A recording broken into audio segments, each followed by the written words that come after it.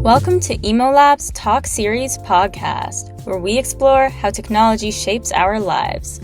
From digital consumers to gig workers and service robots, we delve into the world of algorithms, AI, and automation, examining how they transform our emotions, behaviors, and businesses. In each episode, we bring you thought-provoking conversations on the impacts of algorithmic capitalism and how to navigate a future increasingly dominated by machines. Join us for insights into who benefits, who's left out, and what it all means for the future.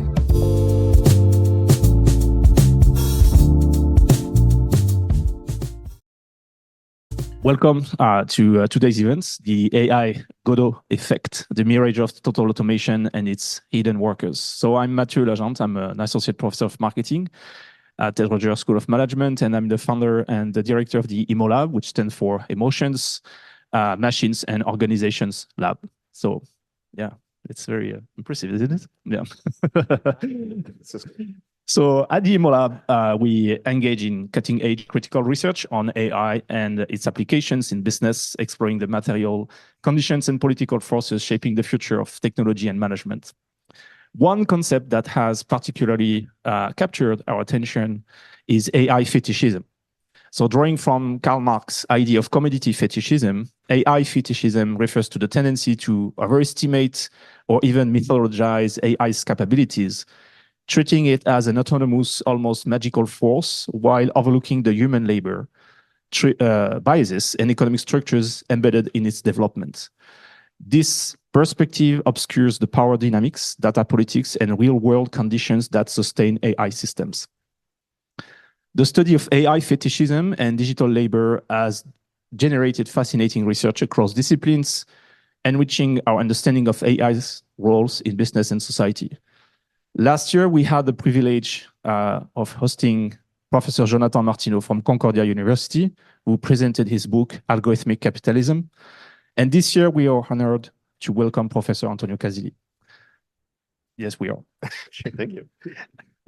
Professor Antonio Casilli is a professor of sociology at Institut Polytechnique de Paris and a member of the CNRS Interdisciplinary Institute of Innovation, a leading scholar in digital labor, AI workers' rights, and platform capitalism. His influential research has been translated into multiple languages. His latest book, originally published in French as En attendant les robots, has now been released in English by the University of Chicago Press as Waiting for the Robots. Beyond his academic work, Professor Casilli co-founded several international initiatives, including the Deep Lab, Digital Platform Labor, and the International Network on Digital Labor. Today, Professor Casilli will present his research and insight for about an hour, followed by a Q&A session. So I encourage all of you to take this opportunity to engage with his work, challenge assumptions, and reflect on what AI means for business, labor, and society. Without further ado, please join me in welcoming Professor Antonio Casilli. Thank you. Thank you. Thank you, Matthew, for this lovely introduction. And I have to preface this presentation by saying that I'm still dragging a bit of a cold. If I sneeze or a cough, that's human nature, one might say.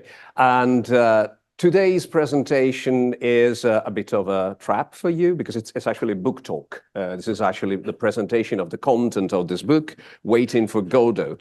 I understand that some of you are bilingual, so you would immediately capture the underlying irony or the, let's say, parody in the title, because waiting for robots, if you pronounce it the French way, waiting for Godot makes, a clear reference to this absurdist play that was put on, was produced by Samuel Beckett some 80 years ago about two persons waiting for something that never happens. And if you multiply this by 8 billion persons waiting for something that never actually happens, which is full automation, you basically get the core argument of this book. Today, I will try and provide you with some insights from the book, but also from my own activity with my research team. Mathieu already mentioned the name of the team. It's called Deep Lab, which stands for Digital Platform Labor. And the way I like to describe what we do is we go places and we solve mysteries, which sounds like Scooby-Doo, but bear with me, it will make sense in a minute. First of all, let me start by introducing today's topic with a snippet from a guy who was actually a guy from here. Well, not exactly, he's English, but made most of his career here. Is Geoffrey Hinton, the Nobel Prize of Physics in 2024. And he really wants us to know that he has a niece. I have a niece who answers letters of complaint to a health service. She used to take 25 minutes to answer a letter. Now she can just scan the letter into ChatGPT. It'll give an answer, she'll look at it, check it's okay. That's 5 minutes now. I suspect they'll need less people like that.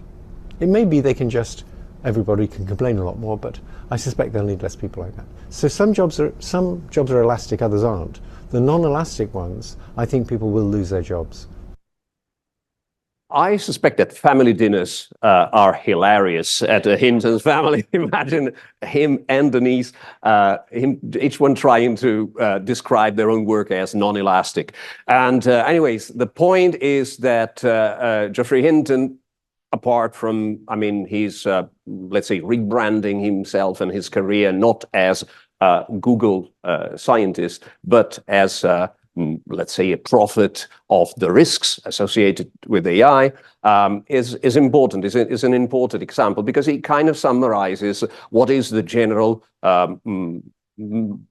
meaning or the common sense around AI and jobs. Basically, AI is supposed to replace jobs. Some jobs are more susceptible to replacement than others. These jobs, he describes it here, these jobs here as non-elastic. In other interviews, he describes them as trivial, which is probably a bit judgmental. And of course, it's always the needs, gender, and also the kind of, you know, class element in it. You do whatever you want with it, but never the work of the famous Nobel Prize scientist that is supposed to be susceptible to replacement.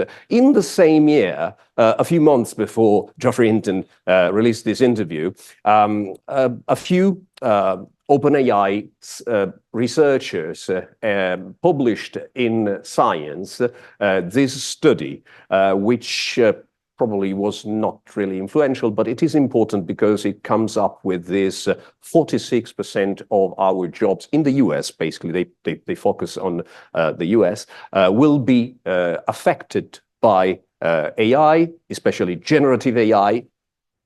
A bit of a conflict of interest there, because of course their employer is producing the most prominent example of generative AI in a generation. And importantly, this will happen because up to 50% of these jobs, which are made of specific tasks, just consider your job is done of, I don't know, teaching and then research and then replying emails and then going to meetings and so on and so on and so on. If you replace up to 50%, you can consider that your job is so affected and so transformed by it that it's replaced, which of course comes with a potential impact in terms of reduction of the human workforce. This science study is probably reminiscent of another study that you already have been reading, because it's been out for almost 12 years. It's 12 years already. It was published in 2013. It is so famous that it's simply known as the Oxford study. It's actually, the title is actually The Future of Employment, and was published by an economist, computer science, Michael Osborne, and Benedict, the economist. And basically, it's the same kind of estimate. Up to 47%, well, 1 point percentage, 47% of the jobs in the US will be actually replaced or destroyed by automation. And the approach is always the same. We take jobs, we split them in different tasks, we consider how many tasks can be potentially performed by an AI system or any other form of automation. And after a certain threshold, we consider that the job is lost. Of course, one may say life doesn't go like this, but in the mind of an economist, and I used to be an economist in my past, this is how the word works. When it comes to replacement, it's unequally distributed, unevenly distributed. Some jobs, again, are more susceptible to being replaced. In the case of Frey and Osborne, so this Oxford study in 2013, it's actually the middle portion, like the coordination or management jobs that were supposed to be the more replaceable. While now, in 2025, the approach or the outlook has changed a little, and even highly skilled workers are supposed to be endangered by AI. Now, all this, unfortunately, doesn't match the evidence we have, because for over 10 years already, a number of institutions and researchers have been trying to show that facts don't go in that direction. We are almost in 2030, and we are not facing a distraction of a workforce, not even in the US, not even in the US of COVID, a couple of geopolitical crises, climate crisis, and Donald Trump. We are not looking at this situation. And the outlook it's different again in many, many other countries. The worst estimates, actually, looking at data, point towards 9% of the jobs that might be affected. But again, we are not seeing these in the statistics. And for some regions, Europe, pre-Ukraine crisis, pre the latest developments in the Ukraine crisis, actually the outlook was looking good with an increase, positive trend in employment. So what gives? How come there is such a mismatch between what we believe being true about what AI does to jobs and what happens in the labor market? Well, probably the fact is that we should take a step back, like 2 centuries back, and look at the fact that this idea that machines are conceived to replace labor is an old, it's an old idea, it's an old notion. It's actually in the very definition of the industrial machinery that are conceived to be labor-saving devices, right? So not surprisingly, if we go back to 1801 or 1821, where these guys here, namely these are Thomas Mortimer, David Ricardo, and Andrew Ure, so 3 British, Scottish and English theorists and early economists that first started looking at the effect of industrial machinery on workforce. They were, in a way, more open to the possibility that replacement may happen, but a lot of other factors, weigh in. Especially David Ricardo, who devoted the 31st chapter of his Principles in Political Economy back in 1821, basically said that, yes, of course, replacement may happen, but this is mainly a decision of the capitalist. This is a decision in terms of, choosing how can I replace skilled and well-paid work with, external trade, which at the time meant basically what we call today outsourcing in places where labor is cheaper, or replace these workers, which at the time were male workers, with women and children, which is another possibility for him, or with machines, or with animals even. But anyway, this is a range, an array of possibility, and the capitalist has to decide, basically. Now, unfortunately, this kind of approach in terms of substitution, in terms of replacement, again, doesn't make sense to everybody, especially David Autor, who is an economist based at the MIT, has been extremely vocal since 10 years ago again, when he started analyzing the fact that we still have so many jobs despite these waves of automation. And the example he uses is all the self-service devices that we've been having for decades already, like this guichet à billets. Now I discovered that in Canada it's called like this, the ATM, or for instance, like ticket machines in rail stations, and so on and so on. And this has been going on for decades again. How did this impact the workforce in their specific respective sectors, like, for instance, banking?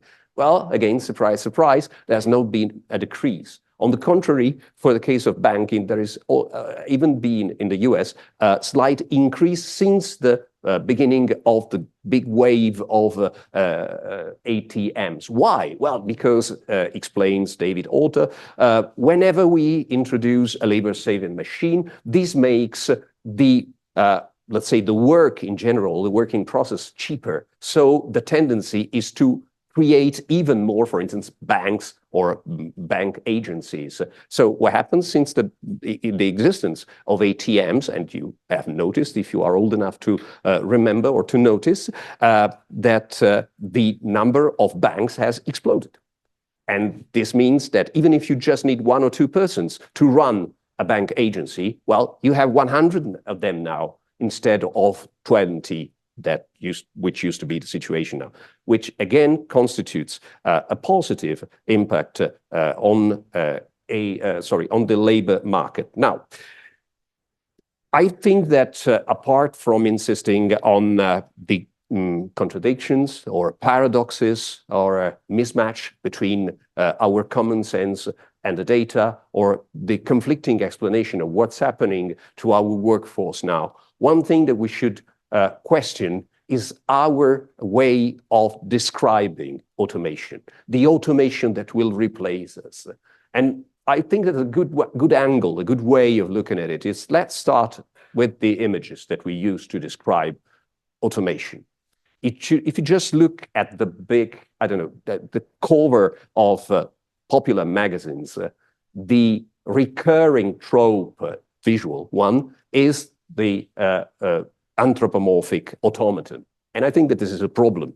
This is a problem because the technology that we are using every day looks like this, doesn't look like a cyborg, or again, a robot with arms and limbs and so on and so on. Probably a good way of describing it, and surely this is the way that me and my team envision these technologies, is the acronym STAR-A, or STAR-A, which stands for Smart Technologies, AI, Robotics, and Algorithms. All this goes into this description of basically machines that sometimes have, some robotic elements, say easy by pointing and some kind of semi-articulated arm, but in many, many other cases are just models that use data to learn from the data. And this is basically the description that we will be using to describe AI in the rest of the presentation, because my main axiom, and now we start with the theoretical part, and then I will show you some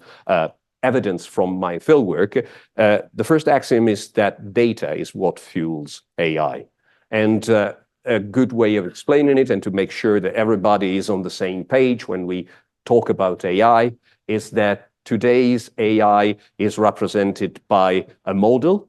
Again, it is a mathematical model with millions, or in some cases trillions, of parameters, and takes into account a number of elements, weighs these elements differently. But importantly, you need to provide to this model a lot of data. It is called machine learning for a reason. You have to teach the machine to do what the machine does. And if the machines, for instance, is designed to, differentiate owls from foxes and squirrels, this is the example I'm showing now, you need to provide the machines billions or trillions of examples of pictures of owls and foxes and squirrels, and hope that by brushing enough data, some pattern will emerge, and these patterns will be exploited by the model to make predictions about the next picture that you or anybody else will show to the model, right? So imagine that this is an app. I take a picture with this app. What is this animal? Is it an owl? Is it a fox? Is it a squirrel? If the machine is well trained and it has received enough data of good quality, well, we're in luck, and we can differentiate the different animals. Well, the problem is that if you ask how this magic happens, if you ask this to a software engineer, a data scientist, or somebody who pays this person, usually an investor or a CEO of a startup or a big tech company, they will say that this magic happens because you have thrown into this machine so many parameters that this machine is basically intelligence. If you ask Geoffrey Hinton, this is what he would say. It is a matter of parameters. It is the matter of these hypertrophic models that we have now. And if you look at, for instance, I don't know, GPT-4, which is the previous iteration of the OpenAI's model, it was described, was rumored to have 1 trillion parameters. The mind boggles if you think about 1 trillion parameters. I can barely speak 2 languages, and I mean, already, I don't know how many parameters I should take into account to do what ChatGPT does. Now, the problem is that these parameters do not tell all the story.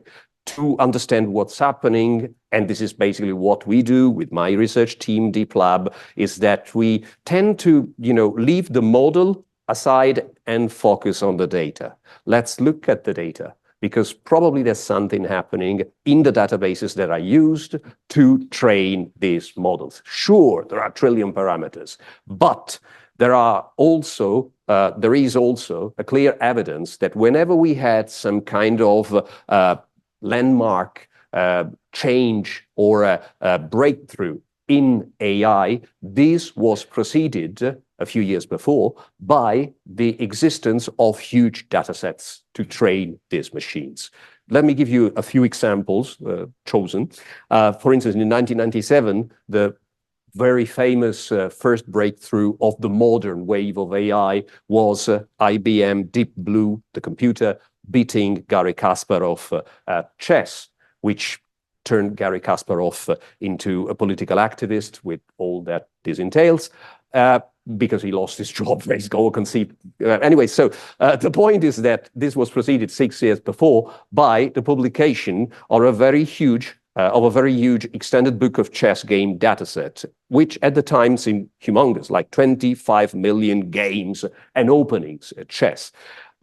This is the same situation that happened when IBM, again, Watson, another, let's say, godfather, or let's say grandfather probably, of present-day AI, was capable of beating human contestants at Jeopardy, the television show, the quiz show. And it was prepared by the existence of 8.6 million Wikipedia tables. So it's a data set extracted from Wikipedia. And fast forward to 2020, when GPT-3, again, a few iterations back of the present-day 01 or 3 model that is used by OpenAI, this was preceded by the existence, and it's still in existence now, of a big platform called Common Crawl. Common Crawl, it's a database that is now considered like the Netflix Ultra of the training of big, large language models like ChatGPT. If you go on the Common Crawl website, they are not shy about it. On the contrary, I mean, they are pretty adamant about the fact that they are why we do have this big breakthrough in generative AI. So, let's ask some questions, the way we ask them when we start investigating this data underlying the AI revolution. Where are those datasets located and who owns them? Well, the datasets where we collectively as a society, we train AI models. According to Bernard Koch and Alexander and other researchers, they are well concentrated in some specific places around, well, of course, the Silicon Valley and the East Coast, around here too. Between Montreal and Toronto, you do have a few of those. A lot in Europe, a lot emerging in East Asia, Japan, and Seoul. And they are owned basically by the usual suspects. You do have your Microsoft, your Google, your Meta, Microsoft now is also overlapping with OpenAI. So OpenAI is somewhere there.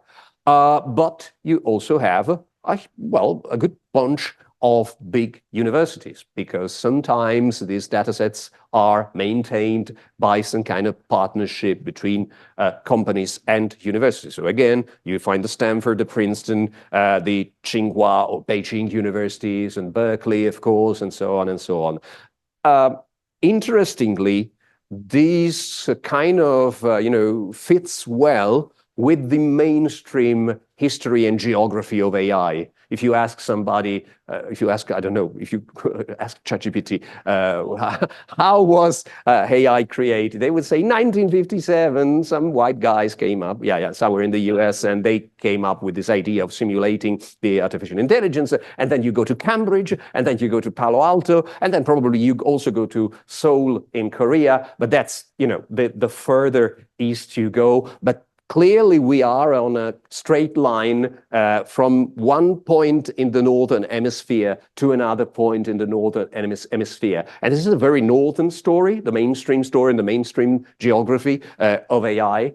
And this is something that in our work with my team, we are trying to challenge, because we are trying to look at the rest of the word first, but also, we use this emblem. We have a logo, but we also have an emblem, just to give you, this is very European, probably also middle-aged, anyway, so forget it.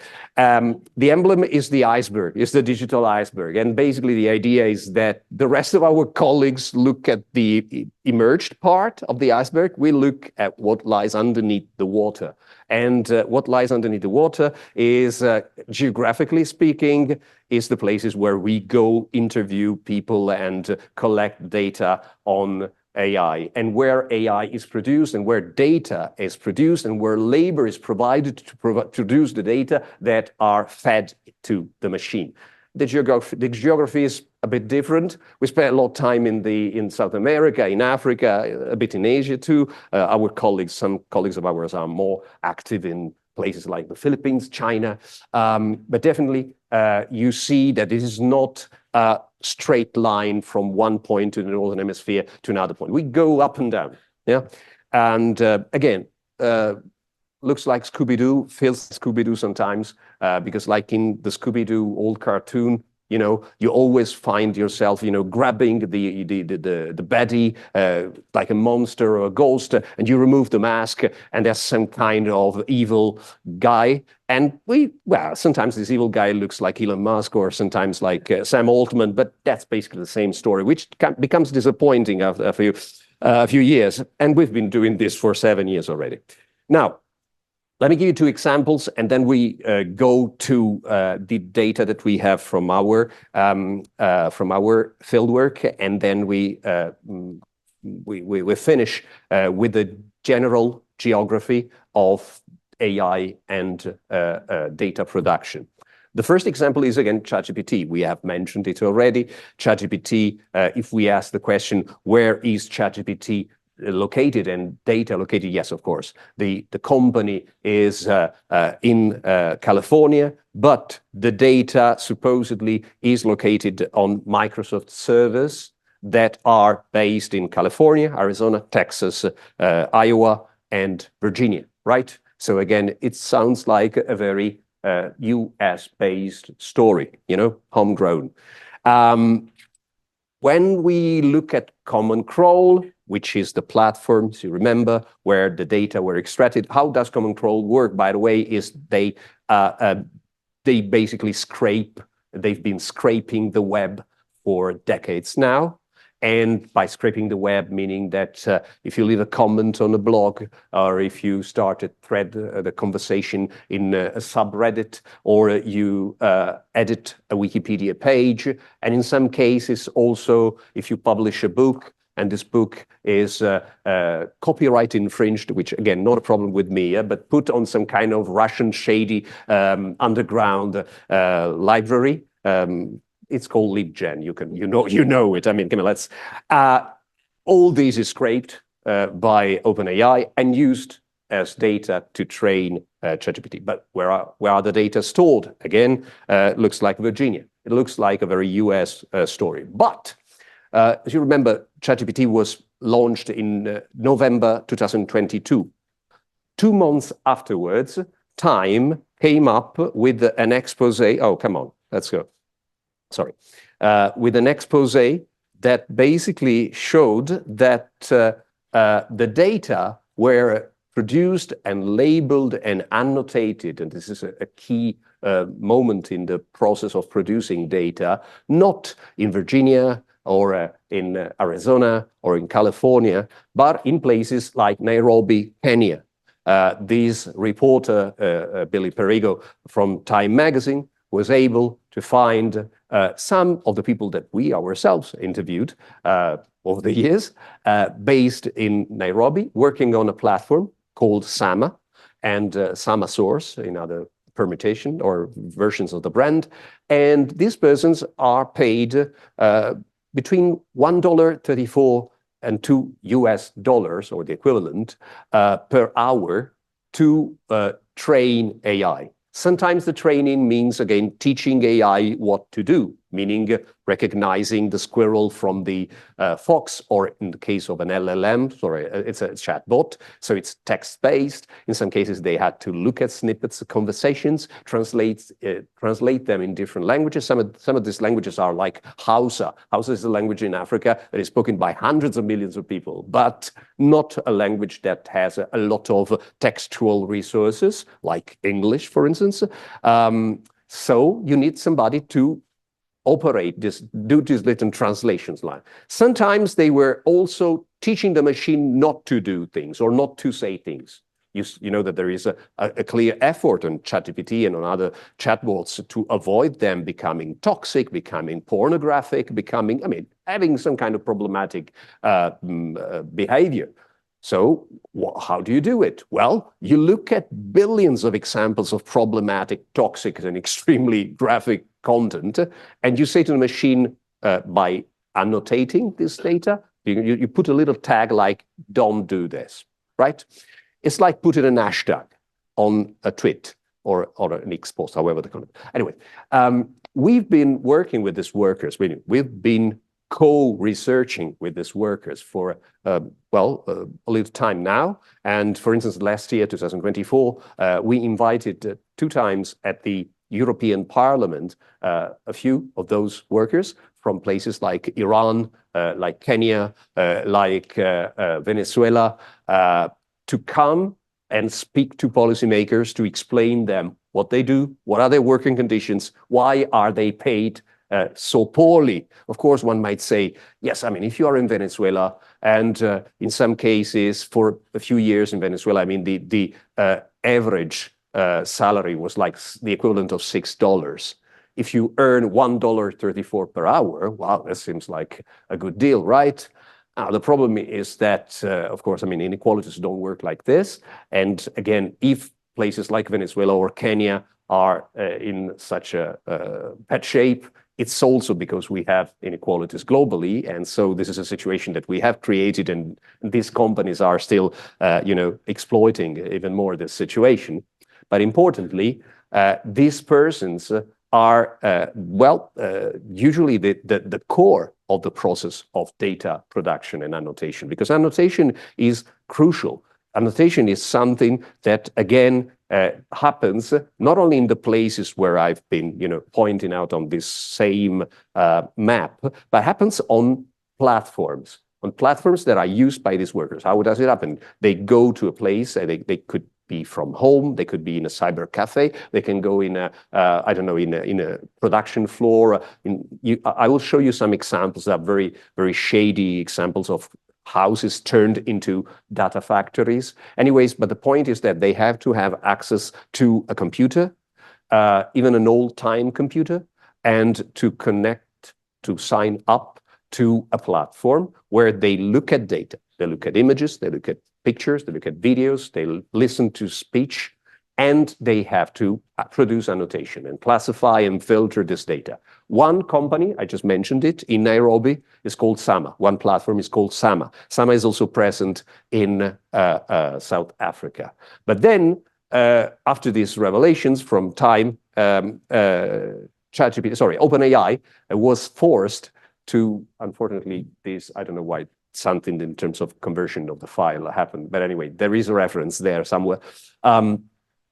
ChatGPT and OpenAI had to declare all the companies and all the places where they annotate data. And so let's look at the geography of it. Some of them are based in the UK. The platform is called Upwork, in Turkey, in India, but also in Canada. Lionbridge is one of the great, let's say, business successes in Canada. Now it's owned by TELUS. So again, Scale AI. Scale AI is based in the US, but also scaled a lot in South America and also in the Philippines. So again, it's more complicated than a straight line from one place to in the Northern Hemisphere to another. And these platforms and these workers are recruited in different places. Let's look at another example, and then we go towards the final part of my presentation. I decided to title this in I don't know, how many workers can you fit into a self-driving car? A self-driving car is not supposed to fit anybody in. It's supposed to self-drive, right? And I think that the best, let's say, image that we have of it is this very, I don't know, in my opinion, it's very Parisian. It's like two persons, like in a boudoir situation. Nobody's driving. They're having cappuccino and probably reading Le Monde, whatever. And anyway, the point is that the car is supposed to self-drive, but you know from news stories that whenever that happens, usually this is a casualty, meaning that if you really stop driving the car, sooner or later this car will crash and probably somebody will die and probably it will be you. This example that I will show now, I preface it by saying that it's distressing. This is an image, it's a video footage. It was taken from a deadly accident that involved an Uber car in 2018. It's an Uber self-driving car. So again, no person is supposed to drive this car. You will see two bits of footage. The first one is the camera pointing from inside the car towards the external part, and you will see the actual accident. And then you will see the footage of the camera inside the vehicle, what's happening inside the vehicle, okay?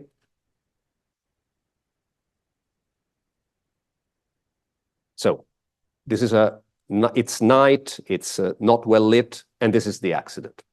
And now let's look at what's happening inside the car. Self-driving. Somebody's driving the car. Who is this person? This person is not a driver. She's a vehicle operator. Don't call her driver, because otherwise Uber will be sad. What is she doing? Well, now she's having an accident. But just a few seconds before, she was looking at a screen. In the ensuing lawsuit, she was accused at looking at The Voice, the show. But it was demonstrated that this was inaccurate. What she was doing, well, she was self-driving the self-driving car. A self-driving car, not only today and in the foreseeable future, has a wheel, but also has a screen close to the driver's seat. And this screen shows what? Shows what the self-driving car sees, meaning the cameras and sensors, what they capture, and how these images are recognized by the car. A self-driving car at the time looked like this. On the top, it has this kind of scanner and laser. It's called a lidar. And what the car saw at the time was basically this. A set of objects in motion, and the car is supposed to recognize these objects. This is a stop sign. This is another car. This is a passerby. This is a building, and so on, and so on, and so on. How does it happen? Again, the magic. If you ask an Uber engineer, they will say, yeah, it's the model. I have a different opinion. It's actually millions of people who have been doing this very boring and repetitive activity at looking at snapshots or frames of these videos, hours and hours in video, and annotating them painstakingly, fastidiously, differentiating this one is a car, this one is a building, this one is a tree, try to avoid the car, try not to crash into the building. This is the kind of instructions that they give to the model and to the car by the same activity. Who are the people who annotate these images? If you ask Uber, again, this is a promotional image that provided by Uber, they look like this. They are young, they are happy, they are in a kind of informal situation, boy or girl, probably a bit of romance undergoing, I don't know, whatever. Anyway, and they are very white and very blonde. Now, the problem is that the evidence that we have goes in another direction. They look like this. It's not the kids. It's not the kids. It's this person, this guy who is a worker, data worker in Hyderabad in India, and he goes to work. He goes to a place where he will spend a lot of time, in this case, working for Google. He works for Google. And the situation is slightly different. It's really, in some cases, strikingly different, because one thing that is important to stress here is that these workers who do the annotation on the data are not, let's say, are not recognized and are not paid, especially by Google, Meta, or OpenAI, as the engineers or the data scientists. These data scientists, they are very visible and well paid. These workers are not visible at all. They are, hidden under the rug in a way. And importantly, they are paid very, very poorly. And in terms of comparing these two workforces, the data that we are starting to have are kind of striking. Again, a lot of caveats before I introduce this data, but if we look at how many data scientists are active now, well, actually it was in 2023, in the world, the largest estimate is 27.7 million. In the same year, the World Bank, again, not a bunch of Marxists. World Bank, you can say some things about them, but again, you cannot accuse them of being ideologically biased. When they wanted to estimate the number of these online gig workers, as they call them, they say there are 435 million people.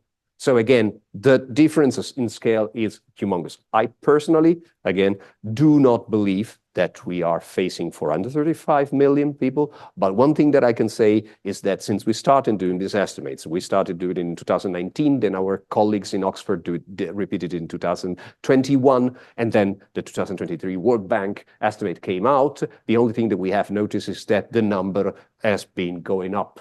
So probably not 435 million, but it's increasing. And for reasons that are also associated to external shocks, like economic shocks, like, for instance, COVID again, or the existence of big Chinese giants. Now, a Chinese company, that platform that does this kind of work, clearly can support like 8 to 15 million people. And I mean, again, it's how they say, it's how they describe the workforce. But again, the number is rising.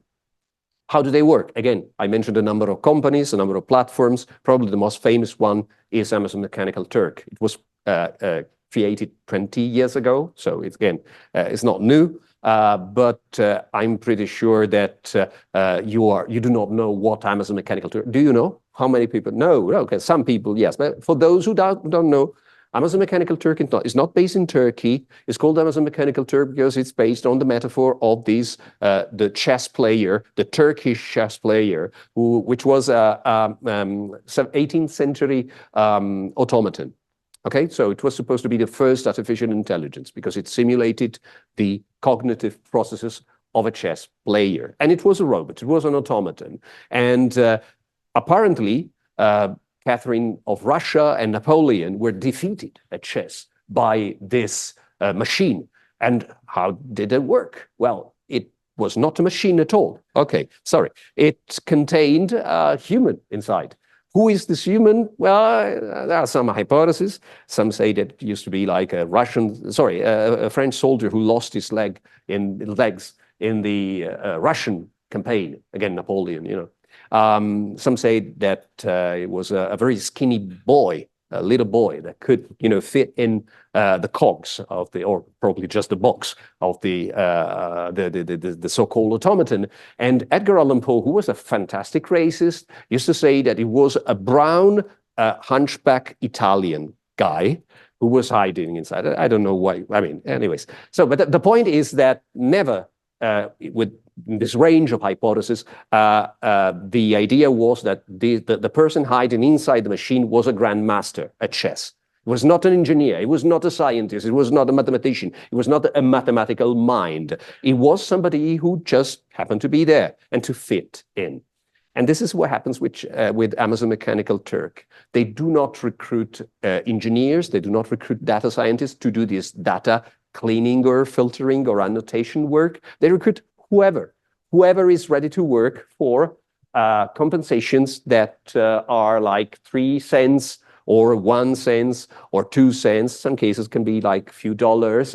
But these tasks, they say, are very simple. Sometimes you have to transcribe bits of conversations, and you have to listen to a snippet of an audio file, or you have to look at 20 seconds of a video and tag it. You know, something you do every day. It doesn't take long.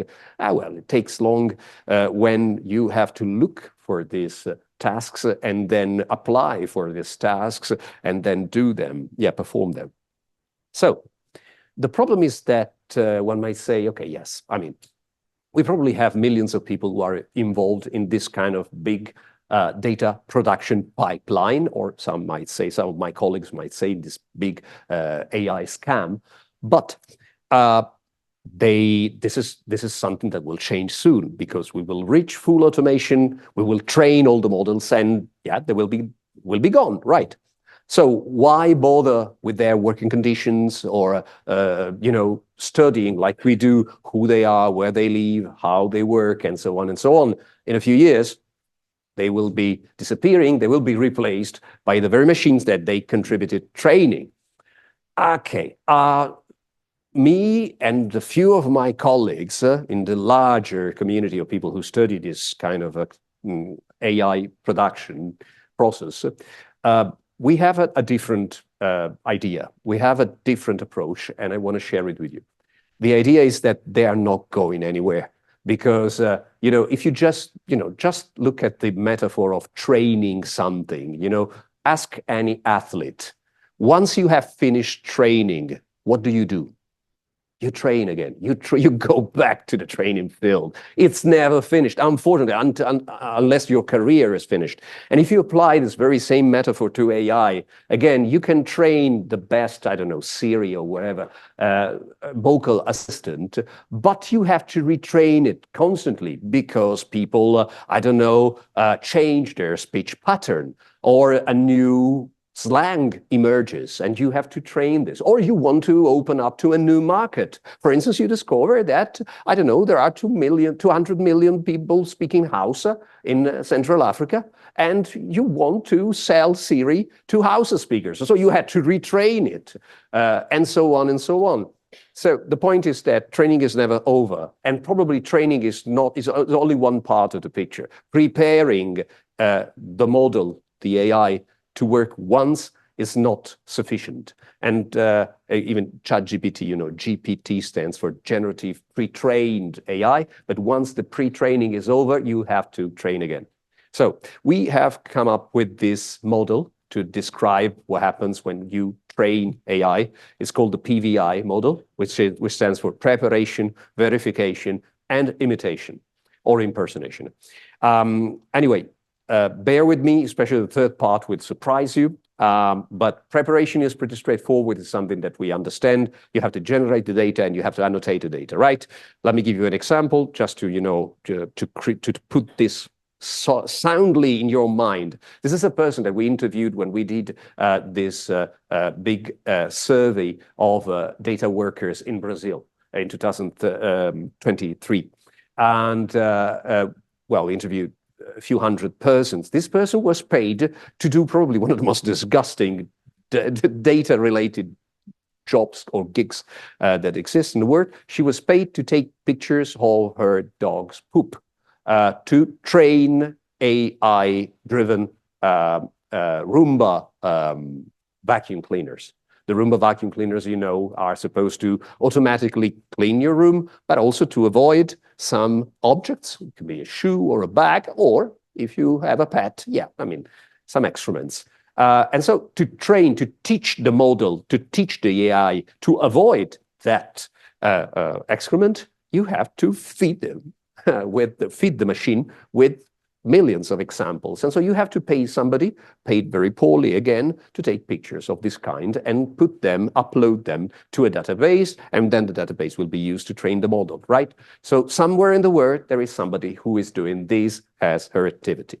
The supply chain is pretty straightforward. We have a US-based company that produces these robot AI driven vacuum cleaners. They go to a platform that recruits people in Brazil. The people in Brazil produce the data and, prepare the data for the AI. So the preparation in some cases can be pretty straightforward. Now let's look at another situation which complicates a little the supply chain.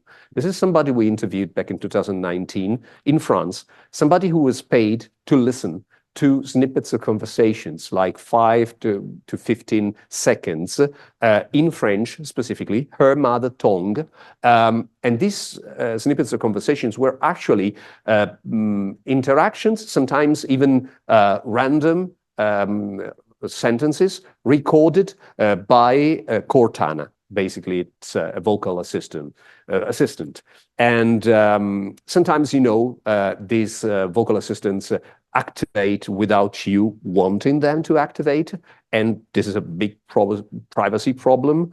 But also, you never know exactly what people are saying to these machines, because, again, I don't know, it can be in a kitchen where something is boiling and the undergoing noise can be so disturbing that the machine doesn't capture exactly what you are saying, or you might have an accent, or you might have some kind of speech impediment or whatever. For many, many reasons, the way the machine transcribes what you are saying to the vocal assistant can differ largely from what you actually said. So you need to involve people who do data verification. So they verify that the machine transcribed correctly. And this person was paid to receive up to 100 snippets of conversation per hour and try to, bam, bam, bam, one back to back, to listen and check the transcription. Listen and check the transcription. One example that we took a snapshot of is this one. The transcription stated Ben Laden le mot alors in French means Ben Laden, the word then. It doesn't make sense. It's nonsensical, but it involves Bin Laden, the famous terrorist. Probably this is a kind of, terrorist situation. Should we call the police, whatever? And luckily, we had a human in the loop, somebody who was involved in verification. And this person said, the user actually said to the machine, bah, donne-le-moi alors, which is a very standard sentence in French, means simply, just give it to me, please. Probably somebody asking for pass the salt or whatever. Some very mundane situation. Now, what is not mundane is a supply chain here. So we have a company, it's Microsoft, I already stated it. It's based in the US. They involved a Chinese platform. At the time, it was called Pactera. The Chinese platform recruits people around the world to check, verify this AI. But what they do is they subcontract to a Japanese platform the recruitment, and the Japanese platform subcontracts to a Spanish platform the recruitment, and the Spanish platforms recruits people in France. By the way, these people in France were managed by people in Italy, and then they produce the data and they send the data back to the US. So it's a world tour just to make these stupid vocal assistants recognize what you are saying to it, and so on and so on. Let me give you one final example. It's called AI impersonation or imitation. It's basically, in some cases, it's a case of fraud. It's a case of fake AI. Many colleagues of mine are really interested in the photomation or heteromation, which is the reverse of automation. It's when basically automation is done by hand. And this example is clearly a case of fraud. But in many, many cases, I can tell you that impersonation is a very common occurrence. In order to test these AI systems, you need sometimes to impersonate their, functioning. or their activity. Or you need to sometimes do some kind of troubleshooting. And instead of somebody, I don't know, instead of a Siri actually sending the picture of a nice sunset to your significant other, because Siri dysfunctions, you might have somebody in Cork, in Ireland, doing it for you. But in this case, it's still AI, but it's done by hand. Okay, let me give you this example of AI impersonation. There is a company still in activity now in 2025. It's a German-French company that produces smart cameras that detect shoplifting in supermarkets, right? Okay, it's quite complicated as a process because you need a camera, and this camera is capable of spotting humans and differentiate humans from non-humans. I don't know if you come with a dog or whatever. And the camera also has to interpret the behavior of a human. Some behaviors are pretty ambiguous. If I don't know, decide to use my smartphone in the supermarket and then put it back in my jacket, is it the same thing as me taking a piece of chocolate, a tablet of chocolate, and put it in my jacket? This is shoplifting, right? So this machine really has to have a very good algorithm to underlying model to recognize what happens. I will now show you the algorithm. The algorithm is 120 persons in a house in Antananarivo, Madagascar, where we've been spending with my splendid co-researchers and PhD students a week. This house is just a house. Again, it's a few rooms and a garage, every room contains up to 20 computers and 20 persons, night and day, doing AI. And by doing AI, I mean that they are sometimes, yes, annotating data, but in the case of this specific smart camera, what they are doing is they are looking at live video streams coming from supermarkets all around the world, mainly Europe. And basically what they do is that they are doing remote surveillance. And if somebody is spotted shoplifting or stealing some chocolate, what the AI does is the AI sends an automatic text to, I don't know, the cashier or the owner of the shop or whatever. But actually, the AI does nothing because the AI does not exist.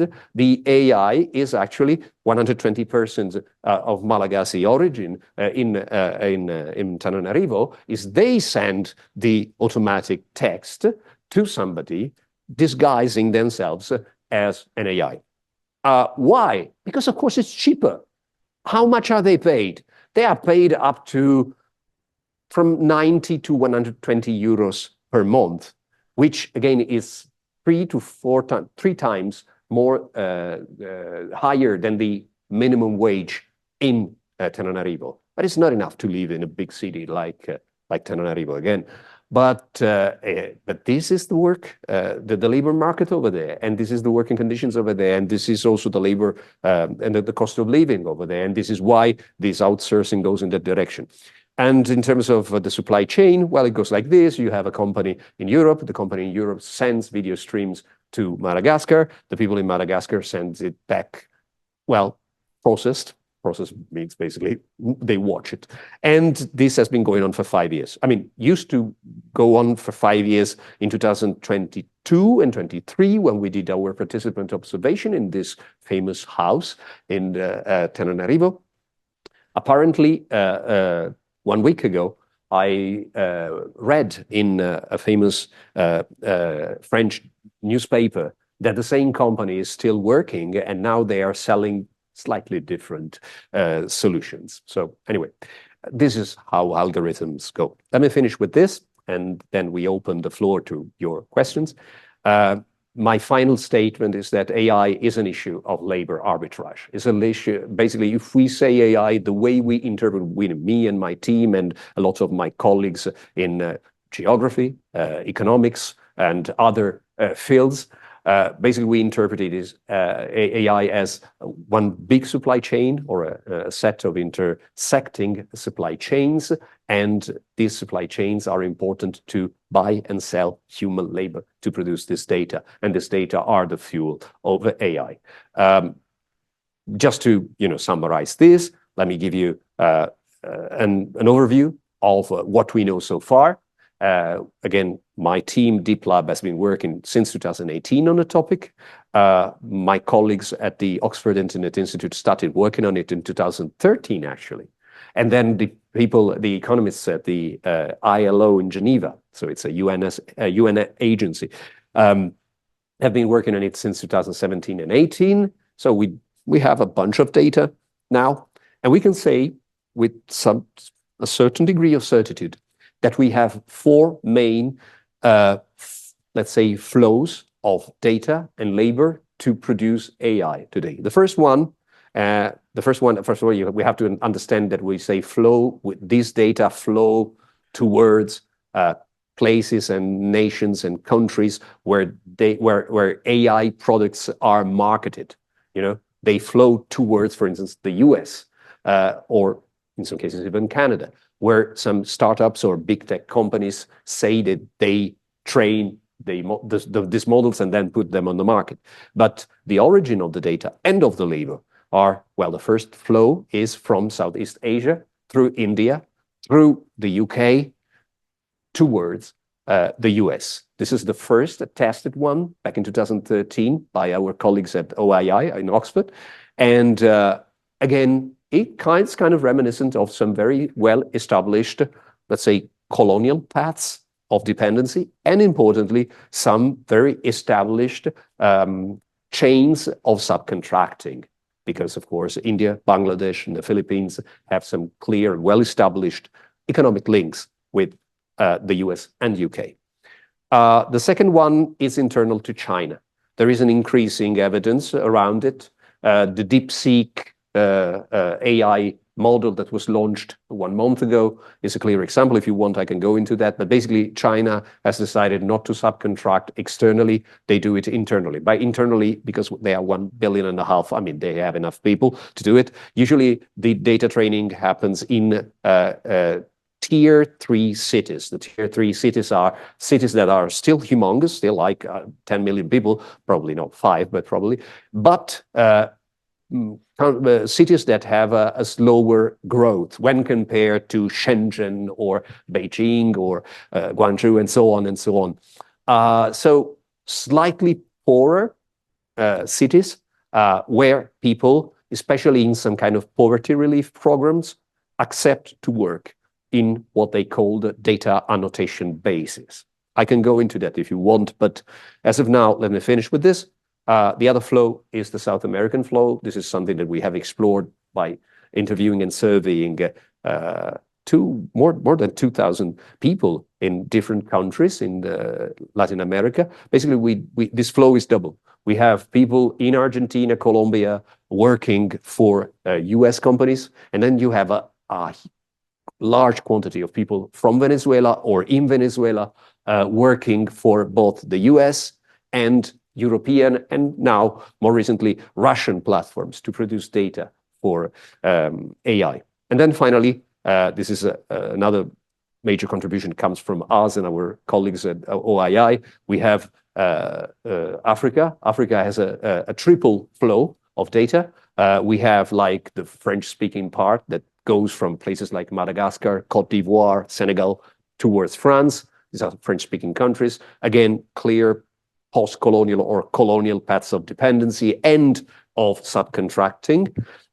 Then we have like English-speaking countries like Kenya that produce data for OpenAI or Facebook. And then finally, we do have some oddballs, like, for instance, Egypt, where I was in Egypt in 2020, where I interviewed people who were doing face recognition for Chinese companies. So women hired in Cairo, like younger women, like 20 to 25, non-married. This seems to be an important element in that country, doing face recognition for China. Okay, this is basically what I wanted to show you. Probably I went a bit too long, but yeah, you will find everything in this same book, including some of the actual voices of the people that we've been interviewing over the last few years. So.